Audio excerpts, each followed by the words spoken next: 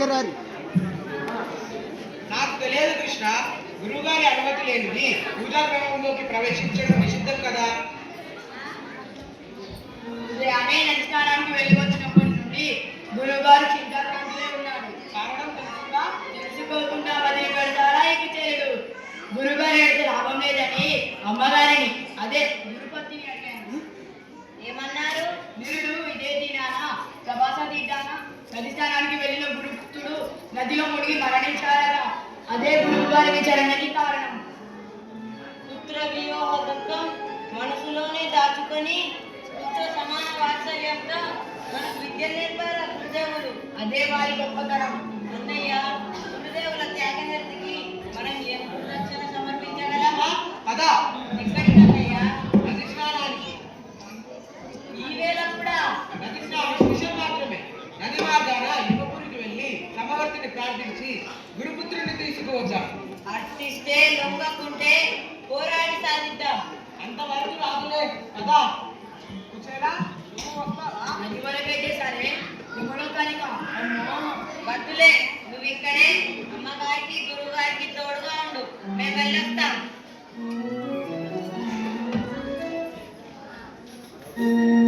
యమలోకానికి వెళ్ళారట. పట్టుకో. గురుగారికి చెప్పాలా? వద్దులే, నేనే ఇక్కడ కూర్చుంటాను. అమ్మయ్య, వచ్చేసారా? ఇక్కడెవరు? ఇతడే సాందీపపుత్రుడు.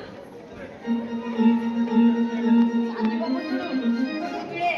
భలే భలే, కృష్ణాలు సామాన్యుడు కాదయ్యా. గురుగారు, అమ్మగారు, తమ్ముడు వచ్చేశాడు. గురుపుత్రుడు వచ్చేశాడు. ఈ కృష్ణుడే తమ్ముడితో పోరాడి తమ్ముడిని బతికించి తెచ్చారు.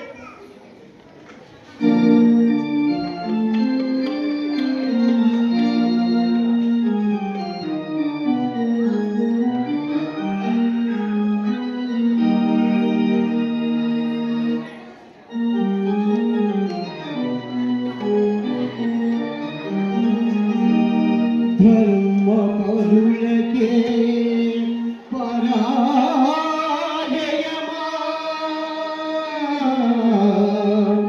అధర్మ పరులకే ధర్మము తరవచేనా.